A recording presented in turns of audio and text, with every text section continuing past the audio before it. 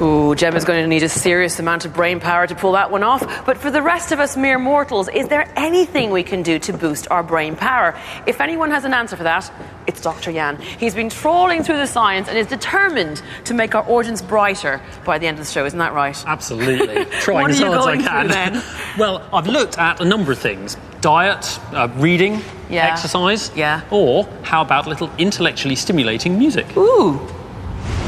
You might have heard of the Mozart effect, that listening to Mozart can somehow make you smarter. But is it true? I've come to the Royal Opera House in Covent Garden to try it out. Oh, hello. Thank you very much for volunteering. Pleasure, I love science. Have you heard of the Mozart effect?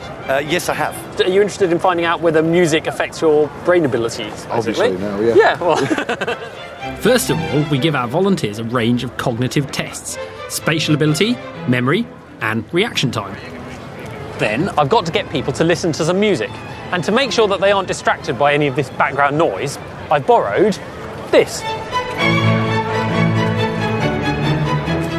Now's the time to enter the pod. Thank you very much. Bye.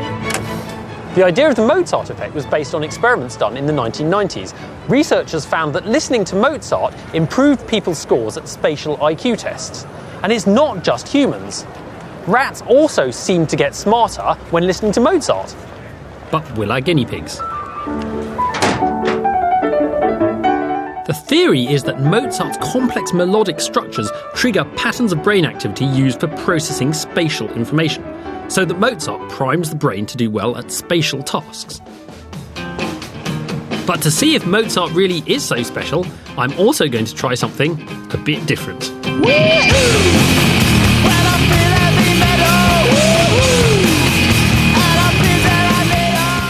And for a fair comparison, I'm going to compare both to the sound of silence.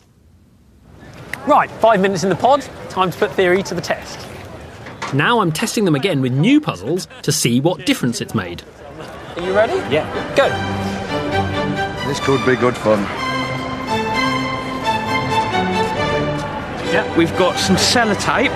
Big red spindle. Orange. Yep. There's a flower there. I mean, that can go there, and that can go there. Oh, damn. What's that? Fantastic. Could be here all day, you realise this? Making an absolute pig zoo of this on national telly. Penknife, cinnamon, ball. There's something wrong here, isn't there? No, I'm struggling with this, I really am. Oh my God, I'm really thick. I can't do it. Even if I move everything, that's not going to fit, is it? A mug. And that's about it. I can't remember anymore. I've got a memory like a sieve. No. Oh, very good. Very good, very good. That's 1 minute and 11 seconds. Oh, I It's don't as good as know. it's going to get, isn't it? That's kind of a duck. With a hat on. A duck with a hat. Thank you. Time to see how our Mozart listeners did. So, Scott, you had Mozart, didn't you? Yeah, So how do you think you did? Yeah, I found it a little easier. You remembered 5 on the first time round, 7 on the second. So Dan, you listened to Mozart, didn't you? Yeah. And you did a lot better at the spatial test. Do you think the music made a difference? Well, it might have done. I mean, I did the second puzzle pretty quick. Didn't feel so... like you just had silence. Yeah. And you had Mozart. And on the memory test, well, you did a little bit better. You did a little bit worse. Researchers found that on the whole, people listening to Mozart improve more than people listening to just silence. Since the original study in 1993, lots of other studies have shown the same sort of thing. But before we get carried away, how about our rock music? You listened to rock music? I did. It was good. It wasn't too loud? No, could have been louder. And how do you think you did on the test? I think I might have done a little bit better. You did, actually. Because I felt a bit more alert after listening to the music. Your ruler test was a little bit better. Your tangram speed improved even more than that, actually. You had 1 minute 10 seconds, and it was 35 seconds the second time around you did it. When scientists looked at other types of music, they discovered that there's nothing special about Mozart. Rock music can be equally mentally stimulating.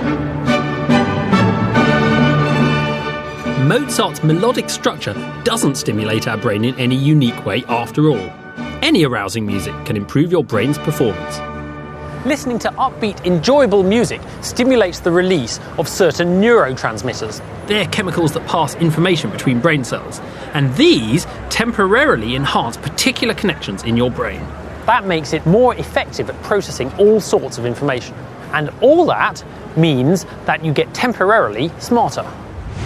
Interesting stuff there, Jan. So does this mean we should all listen to loud rock music while we work? Oh, no, it's not while you work. Okay. The interesting thing is that the studies have looked at before you start work, and it turns out that anything stimulating, like listening to exhilarating music, can give you that quick boost. Ah, okay. So for all you parents at home, your kids are allowed to listen to loud rock music before they study, but then you can make them switch it off. Excellent.